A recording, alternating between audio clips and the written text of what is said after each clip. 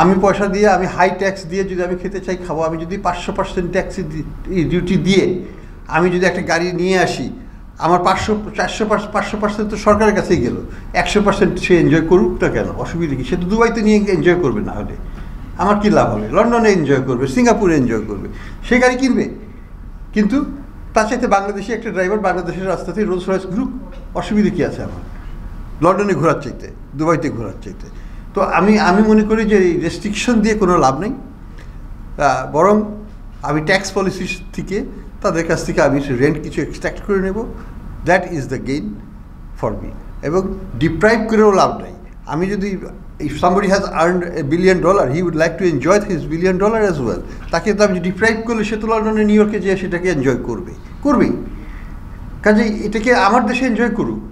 আমার দেশে একটা ব্র্যান্ডেড কোম্পানি নাই, দ্যাটস আই স্যাডেনিং। কলকাতায় গেলে আমি দেখি যে সব top branded world class brand ইন্ডিয়াতে সব শহরে ভর্তি, আমার এখানে নাই কেন? There is something missing. It is not the economy, it is our tax policy. এমনভাবে আমরা ট্যাক্স করি যে তাদের পক্ষে ট্রান্সপারেন্টলি ওই মাল এনে এখানে বিক্রি করলে পরে তাদের পোষাবে না। তো আমাদের we have our own problems and we need to address those. আমাদের পলিসি হচ্ছে liberalize the market, bring back confidence in the market. কনফিডেন্সকে লুজ করে আমি কোমরে দড়ি দিলে বা গলায় দড়ি দিলে কোনো লাভ হবে না। কনফিডেন্সটা বিল্ড করে। বাংলাদেশে আমি ডলার আনলে পরে আমার ডলারের ভ্যালু ইরোশন হবে না, আমার ডলার আমি ফেরত পাবো।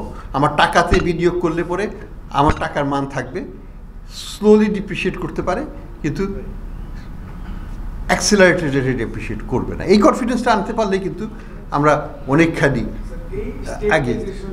বাংলাদেশিদের শত বিলিয়ন ডলার বাইরে আছে। The fact is that we are making our self poorer. আমরা আমাদেরকেই গরিব করছি। আমি যদি হিসাব করি নর্থ আমেরিকাতে কত বিলিয়ন ডলারের আছে বাঙালিদের অ্যাসেট, চিন্তা করা যায় না। কথা হলো কেন তারা বিদেশে টাকা রাখতে চায়?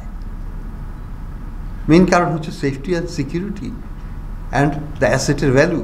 এবং সিকিউরিটিটা ভেরি ইম্পর্টেন্ট। আমার সম্পদ বাংলাদেশে কি নিরাপদ কিনা, ইটস এ বিগ কোয়েশ্চেন। এই জায়গাটা যদি আমরা ইমপ্রুভ করতে না পারি তাহলে কিন্তু কথা বলে লাভ নেই, ক্যাপিটাল ফ্লাইট হবেই। আর ক্যাপিটাল ফ্লাইট হলেই আমাদের policy making will be more challenging.